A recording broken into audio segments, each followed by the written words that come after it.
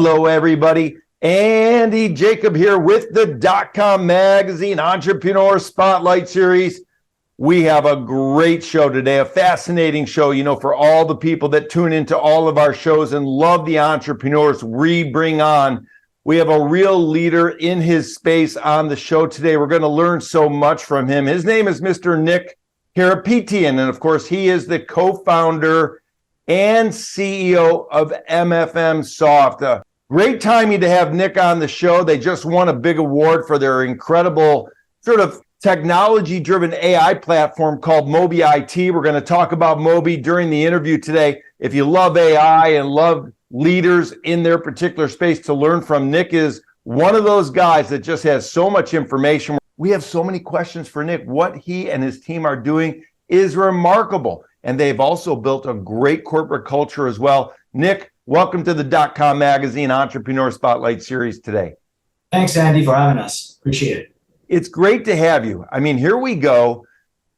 Your company is really the leader in the space, but I don't want to give all the secrets away right now. As a matter of fact, you're not real big on giving secrets away, especially if you look at the website. But before we go to talking about the team and entrepreneurship, let's talk about Moby. Let's talk about the big product. Let's talk about MFMsoft. Let's pull the lens back to 30,000 feet, and then we go. All right, let's do it. All right, here we go. So let's get into it. MFMsoft, give us the background, give us what it's all about, and then we go. So I come personally from the consumer product space, food service space, distribution space. Been in that business for almost 25 years. I got together with our CTO to create a product where we could enable consumer packaged good companies and any other product and brand owners to be able to capture their products pull through data. So think about their product sales from their customer systems. So like, I'll give you an example. Like, let's say if you are a Coke and you are selling to a restaurant, and the restaurant is using a POS system and they're using DoorDash or other types of online menus or their website. Well, Coke themselves do not have a capability today in real time to be able to pull their data of only their products from those systems. So that's in the food service space. Same thing goes in the retail space, in the convenience store space, et cetera, et cetera. So we created a product that seamlessly, without disrupting the actual operator or the customer, CPG companies like Coke and others will be able to link with their customer systems and in real time capture their data. Yeah, so important. I mean, you're a leading provider of what I call AI-driven software solutions, Nick, and it really is a system, a platform, a technology-driven company that helps your clients really gain insights into their brand performance. I mean, it's such a great idea because who doesn't want those insights? Because the whole world is built on data, and you have a strong focus on data privacy and security as well, which we want to get into. But when we think about what you're doing, it seems complicated, but somehow you've been able to take this technology and make it very simple and easy to use and automate it for your clients. Let's talk about that. Yeah, actually, that's a great, let's like you said, let's peel it back, let's go back up to that 30,000 feet. AI, unfortunately, has a lot of negative press, and it's really sad because there's really good AI that really helps people. Like in the medical industry, for example, AI is being used to diagnose certain things faster than the human can to help that human with that, illness. So there's really good use cases of AI. There's multiple different types of AI. So what we built our system on is called the ANI, A-N-I. It's an acronym for Artificial Narrow Intelligence. So this type of AI is not a learning AI, meaning it doesn't get smarter as you use it. So all this negative press that you see on AI, they're fearing that the AI is just getting more intelligent, and it could cause problems. Well, the AI that we use is completely different. So why this is important? Because when you think about, you talked about like privacy policy and all that, the intent of our technology is to just do initially one thing, and that is to be able to capture the product pull-through data, the sales data of that specific product.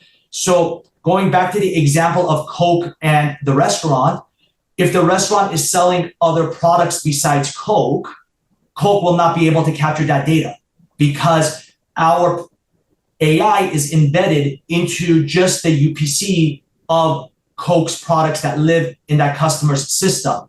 The second thing is that we don't see consumer data. So there is no issues of privacy here. Meaning we don't see who bought the product, how much, what they bought it, what's their email address, their whatever information, their credit card that they used to purchase from that merchant. We don't see any of that.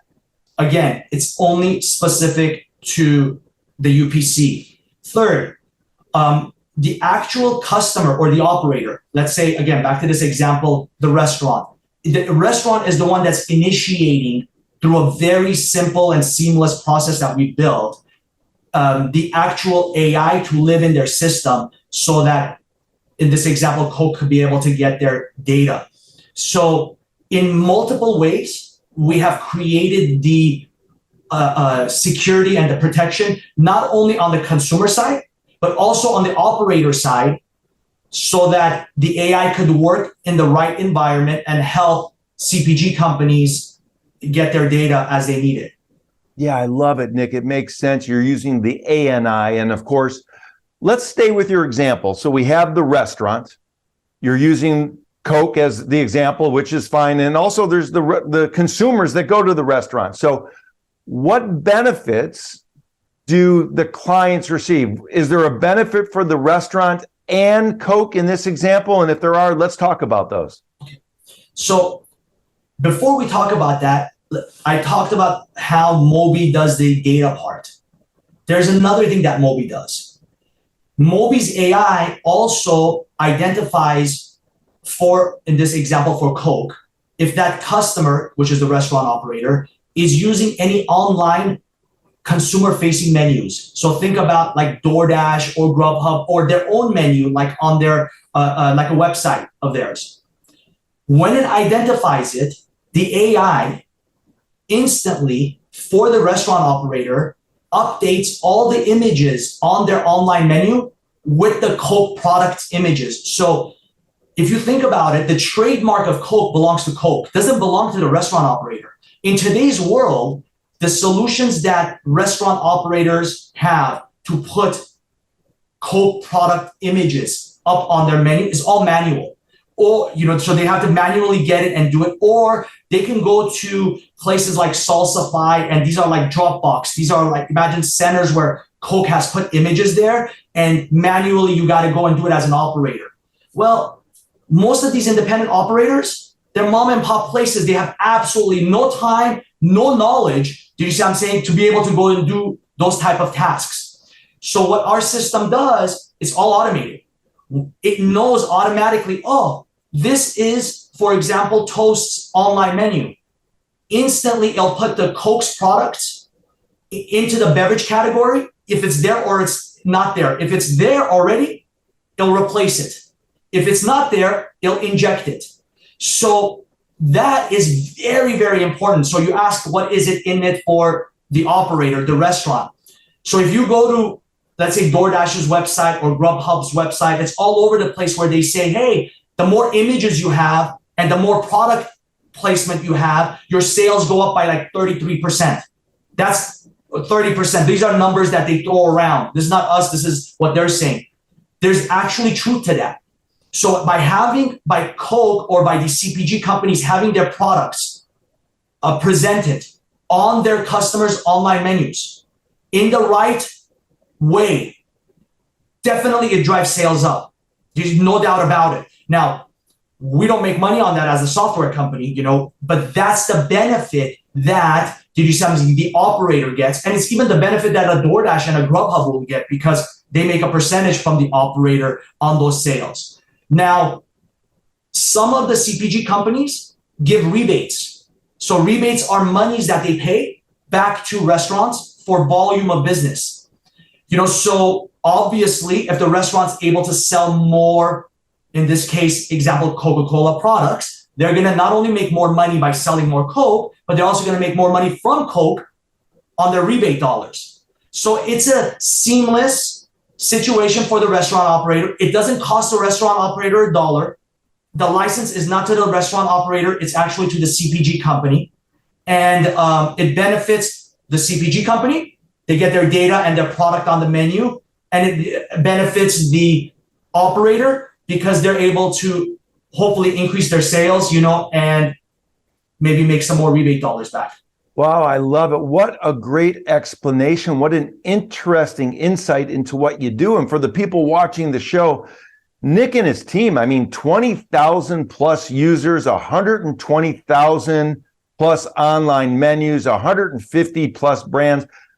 Who reaches out to you? Is it the C-level executives, the marketing people? Who reaches out and says, hey, we heard about you, Nick, we want in? So this is like a three-part answer. So first of all, we started Mobi in 2021, January. That's where the development started. We were very fortunate because we were able to collaborate with one of the Coca-Cola bottlers, one of their larger bottlers. And as we were building, they were testing. So we were very, very fortunate, very lucky. And that comes from my past relationships, in my previous businesses with them. And finally, on October 24, 2022, we were able to launch this Mobi platform the way it is today. So today, our team is a team of 12, including myself. 11 of them, including my co-founder, who's a CTO, they are all IT, AI, they're all the engineers. I'm the only one that is actually reaching out and doing sales right now. So the numbers that you stated were all numbers that have come into play since October 24. How we're getting leads, nobody's reaching out to us right now because we just started our outreach campaigns like through LinkedIn and through Google and all that last week as of May 1. Since then, until then, it's just me picking up the phone and calling CPG companies. So who do I speak to at these CPG companies are basically who I could get a relationship or contact with. I try to get to the C-level because this is definitely a C-level conversation to have. But unfortunately, sometimes, you can't get to that level. So we're basically on the executive VP levels that we're having discussions with. But it's a challenge, no doubt about it, because people in general, Andy, fear something that is not normal. So remember, these CPG companies, their normal environment is either they don't get any data from their customers, or they get data, which is called scan data, from the major big retailers, like let's say Walmart and those Target and them, but not from the independents on the up and down the street. So it's out of the norm.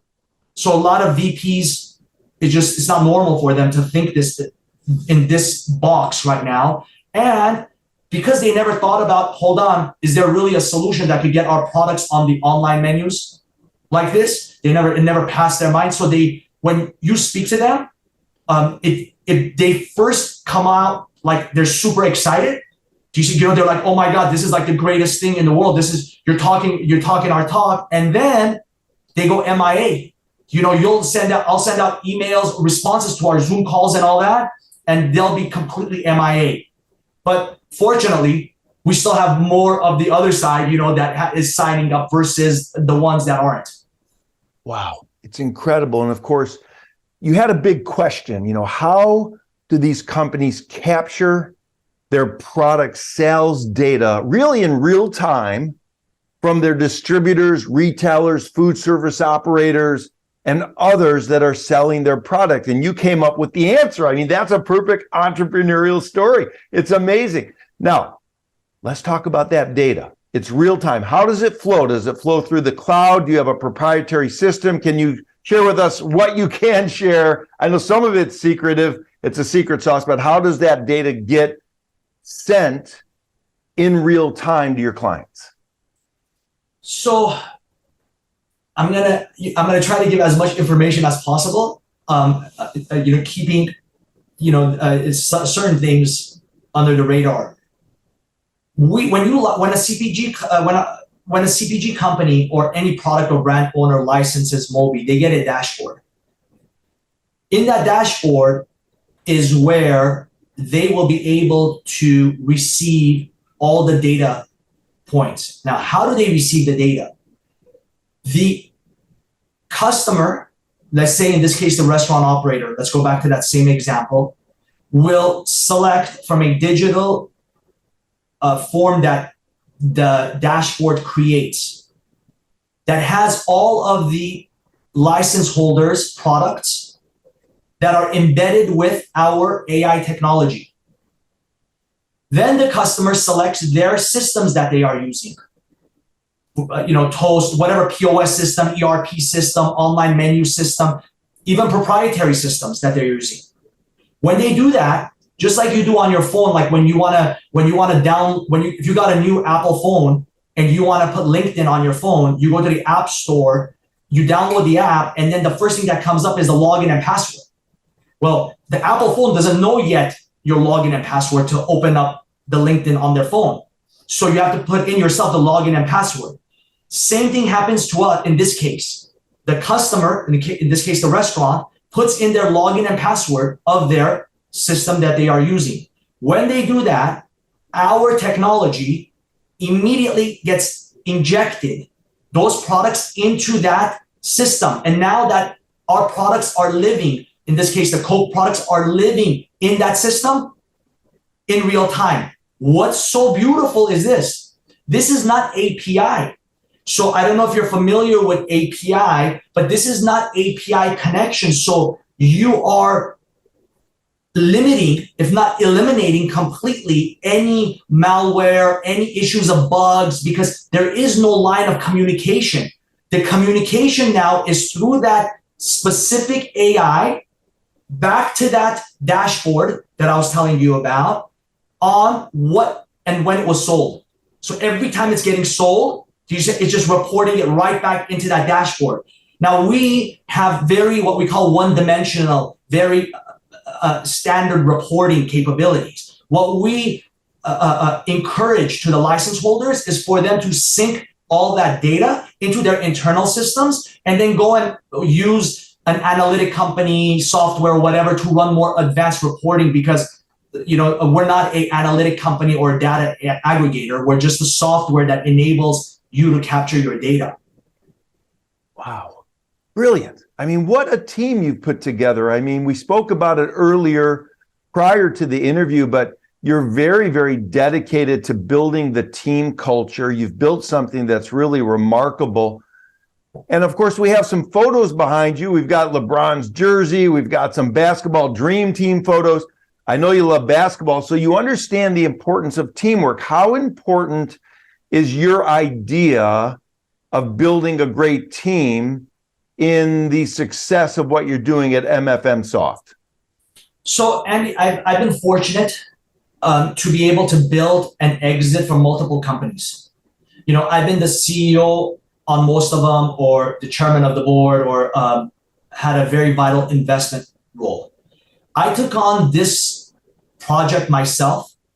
My wife and my kids think I'm crazy. They're like, "Dad, do you really need it?" And I'm like, "Yeah, it's not about the money, kids. Did you see what I'm saying? It's about the accomplishment and doing something, making a change that is needed, giving a technology that I know I can build." Did you see that with my team and get it there? So, unlike many other businesses, we don't have titles. You introduced me as the CEO because unfortunately people want to know who I am. We don't have titles here. In our company, and the culture I'm trying to build here is we're all one team. We're all team members. We just have different obligations. We have different tasks. But everyone, we're only 12 of us now, but hopefully one day when we're 1,200 of us or 12,000 of us, everyone in our company is equal. Not only we're equal, everyone's idea might be the idea that all of us get behind. Actually, Andy, the development of the AI technology, I'm not talking about the idea, but the technology of how to make it work came from one of our team members. And it was not even my partner, the CTO.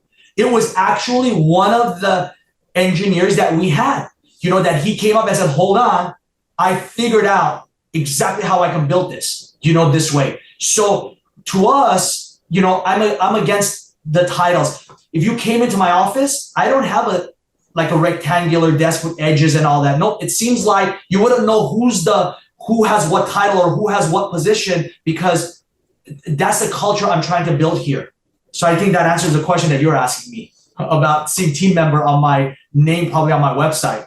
Yeah, I love it, of course, for the people that maybe are unfamiliar with Nick. I mean, 25 years of experience. He must have started when he was 5 years old as a founder and CEO of companies from, everything, technology companies, branding companies, marketing companies, of course, food service operations, which is very important to his new business, and of course, international distribution. So he's put it all together. I want to talk about entrepreneurship, and thank you so much for cutting some time out today. I know you're super busy with Moby and the new technology and the awards that you're currently winning and talking to a lot of people. Let's talk to the younger entrepreneurs watching the show. You also mentioned that you had some children as well. For the younger people watching the show, Nick, maybe they're having a tough time in their business. Maybe they're a startup founder. Maybe they're freezing in the frame. Maybe they're freaking out a little bit. Maybe they need to call a timeout, during the basketball game, or I'll call it the game of entrepreneurship. What advice do you have for them to keep on pushing through those tough times? So, you talked about what I have behind me, right? These jerseys. Growing up, I played sports the best that I can, but I use sports for a reason in my life, because it was able to teach me a few pillars that I teach my kids, on. And that is what it takes for someone like LeBron James to be LeBron James, what it takes for the dream team, Magic and Michael and all those guys to be who they are, or what it takes even us to become who we are. So commitment and dedication is super important. Of course, you want to be able to have and to be able to do other things in life. So balance comes in, especially as you start to look in making your own family, or as you get into a part of your life where you need to balance other things besides just work. But how could you be committed? How could you be dedicated to your passion, to your business, to your dream that you're going after, so that you could get to that greatness? Do you have it? You said, do you actually have that capability? Do you have the opportunity within yourself to think that, hey, I can do this? It makes no difference what I've done versus what somebody else has done. It's just the fact that we will not let anybody bring us down. We will not let, like I explained earlier, those people that are ignoring my emails after our Zoom calls and all that, you see what I'm saying, bring us down. We are dedicated and committed. Look, I got 3 kids. My oldest son is almost 19 years old. He's on his way to college right now. Next year he's a senior in high school, but he's going off to college. I've been in his life.